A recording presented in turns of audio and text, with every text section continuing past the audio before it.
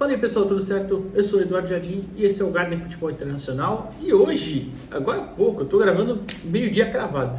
Agora há pouco, por volta das 11h30, assim, 11h10 talvez, enfim. A CBF anunciou o Carlo Ancelotti como novo técnico da seleção brasileira.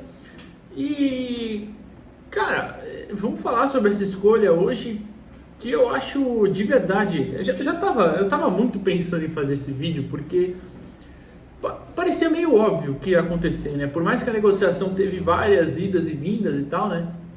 Me parecia uma coisa que realmente ia se concretizar, muito por conta também da fase do Real Madrid, acho que talvez até da fase da carreira do Carlo, né? Que já é um cara um pouco mais velho, tem 65 anos e já tá no mundo do futebol como técnico. Lembrar que o Ancelotti é jogador, tá? Jogou, foi um bom jogador, tá? Não foi nenhum craque, era um bom jogador mesmo. Jogou no Milan, jogou na Juve, se não estou enganado, um tempo, enfim. Não, Juve não, na Roma. Foi Milan, Roma, enfim.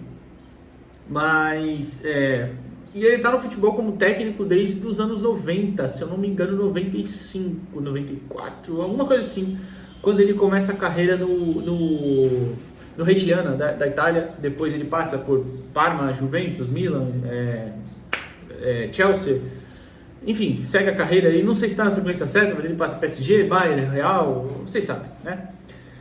E eu parecia, justamente por que eu tô falando, esse momento de carreira dele, parecia uma coisa meio clara que em algum momento ele ia migrar para o mundo de seleções. E aí quando você tem o interesse da seleção brasileira, que por mais que não esteja bem, óbvio, a gente sabe, tem uma grife, com razão, tá? Ele tem um leque de alternativas muito bom. Eu sou muito contra essa questão de a gente não tem jogador bom, a gente não tem os caras. Cara, não acho mesmo. Assim, se você falar que a gente não tem tantos craques quanto antes, tudo bem, até posso entender. Mas quem tem hoje em dia? Quem tem um time tão bom quanto antes? Por exemplo, um exemplo claro até. Pega a seleção da Argentina de 2002. Não que foi pra Copa, tá? A do ciclo inteiro pode ser. Cara, tu tinha Verón, tu tinha Riquelme, tu tinha Crespo, tu tinha Batistuta, tu tinha... Porra, só jogador fudido. Hoje tem isso? Não tem. Tem bons jogadores. Tem o Messi já na descendente da carreira, você tem o Julián Álvares, que é um puta centroavante, você tem o Lautaro Martínez, que é um baita centroavante, você tem lá os seus bons jogadores que estão em grandes times, Enzo Fernandes, McAllister, Rodrigo De Paul, enfim, vários. Mas não tem tantos craques quanto antigamente, isso é fato, nenhuma seleção tem, né? Mas você tem um leque na seleção brasileira de alternativas e possibilidades muito interessantes, especialmente no ataque. E quando você coloca um técnico tão vencedor como o Carlo Ancelotti, e vencedor em décadas diferentes, 3 décadas diferentes, se você forçar em 4, porque ele é campeão da Copa da UEFA, não a Copa da UEFA, aquela outra Copa, uma copinha menor assim que tinha na Juventus em 99. Ou seja, ele pega no final dos anos 90. Aí dos anos 2000, campeão de tudo com o Milan. Campeão italiano, campeão da Champions League, campeão mundial, enfim. Aí nos anos 2010, ele é campeão pelo PSG, ele é campeão pelo Real Madrid. E pelo Bayern também, né? E agora nos anos 2020, também campeão pelo Real Madrid. Ou seja, 4 décadas se você forçar. Se você não forçar, são 3. O que ainda assim é espetacularmente bom, tá?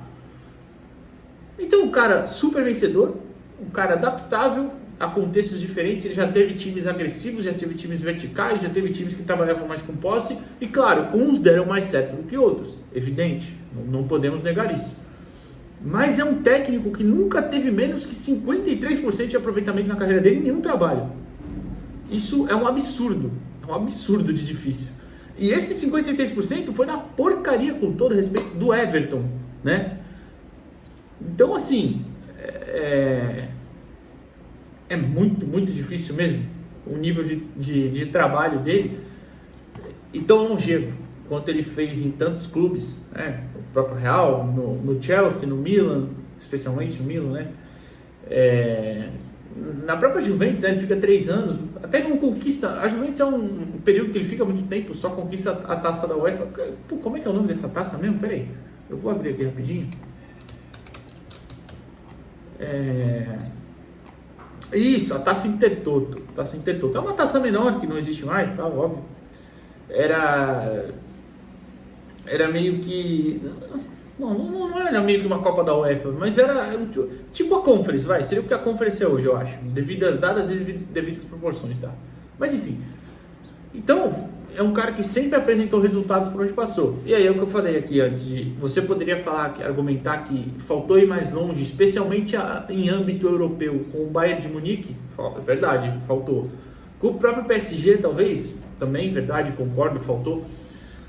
Mas mesmo assim, é um cara que deixou títulos em quase todos os lugares. Só não deixou no Reggiana e no Parma, né? E mesmo assim, o trabalho no Parma foi muito bom também, em questão de números mesmo e tal. Obviamente vocês devem ver, o Parma não é campeão há um tempinho já, né? E ele também treinou o Parma lá atrás, vocês sabem, óbvio.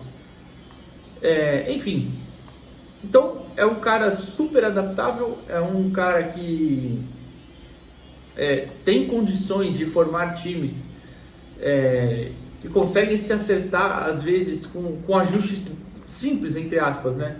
Não simples, não quero dizer simples no sentido de desmerecer o trabalho dele, não. Que às vezes são detalhes, pequenos detalhes que ele tem uma visão muito interessante para isso.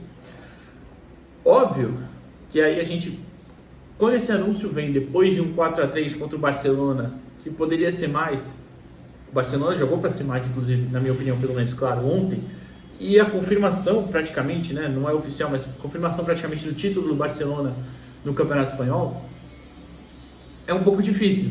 Mas você tem que analisar o contexto. Olha a defesa do Real Madrid essa temporada. O quanto de lesão teve o Real Madrid e a falta de reposição que teve. E eu não estou nem falando só... A falta de reposição não é nem só para a defesa. Por exemplo, Toni Kroos se aposentou. Quem o Real Madrid trouxe para o meio de campo? Ninguém, né? Então, são situações aí que atrapalham muito e geram muito situações específicas ao longo do ano. Por exemplo, o Tchouaméni tem que ser zagueiro uma boa parte do ano. Ele já fez isso em outros momentos, é verdade, mas ele não é zagueiro de origem. Inclusive, para mim, você perde uma grande característica dele no meio de campo ao jogar ele para a zaga, mas ele está fazendo isso porque foi a solução que deu para fazer. Enfim, muitas lesões, falta de contratações, jogadores de nível questionável no Real Madrid. O Lucas Vázquez, para mim, jogar no Real Madrid em 2025 é um escárnio ainda. Enfim, né? Então, assim, é um cara que dentro do limite fez o que dava para fazer esse ano. Ano passado ganhou a Champions League. Inclusive, ele é pentacampeão da Champions League, né? Se eu não me engano, são 3 pelo Real Madrid e 2 pelo Milan, né? Acho que é. É campeão inglês, é campeão espanhol, é campeão italiano, é campeão francês, é campeão alemão. Zerou as 5 ligas, tá? Então, assim, cara... É um absurdo. É um técnico... Não, zerou as 5 ligas, agora que eu falei. Espanhol, francês, italiano, inglês e alemão. É que eu tava pensando na Liga Portuguesa. A Liga Portuguesa não entra nas 5 ligas. Enfim, então é um cara de muita capacidade que tem um abismo técnico e tático de diferença aos últimos técnicos. E eu acho o Dorival um ótimo treinador a nível do Brasil. O Diniz um bom treinador também. Até o próprio Tite, que já acho até superior para o nível do Brasil, mas comparado ao Ancelotti, né, degrau de distância. Então é um baita acerto, eu de verdade acho que é um baita acerto, acho que coloca o Brasil imediatamente como um candidato a chegar muito longe na Copa do Mundo, mesmo sem ver o trabalho, tá? Sem ver o trabalho, arriscando aqui no escuro. Eu acho que é um baita candidato a chegar longe na Copa. Se der errado, seria uma grande surpresa para mim. Mas assim, acho que a gente fez a melhor escolha possível. Eu até falei aqui em um vídeo há pouco tempo, né, quando o Dorival foi demitido, acho que foi, que eu gostaria muito, não a melhor opção, mas eu gostaria muito de um cara igual o Mourinho, não pelo estilo de jogo, mas sim pela questão moral, a questão de comando mesmo. Mas o Ancelotti é um nível bem parecido nesse sentido. No nível tático, talvez o Ancelotti seja até melhor, tá? Inclusive joga de uma forma que me agrada mais do que os times do Mourinho, mas isso é papo outro dia. E até falei, o Jorge Jesus para mim é abaixo desses. Ainda bem que não foram nele. Não que ele seja um mau treinador, também não é isso. Inclusive melhor do que os outros últimos, né? Mas acho que o Ancelotti é uma escolha quase perfeita. Me surpreenderia muito se ele for mal. Vamos ver. Diz que já vai comandar o Brasil na próxima data FIFA, né? Contra o Equador e... Quem é mesmo? Deixa eu ver aqui os próximos jogos. Seleção brasileira, próximos jogos. Equador e Paraguai em casa. O Paraguai é fácil em casa, né? O Equador fora um bom teste, jogo difícil. 5 de junho e 10 de junho. Depois só data FIFA em setembro contra o Chile. Contra o Chile e Bolívia. Duas babas, né? Com todo respeito.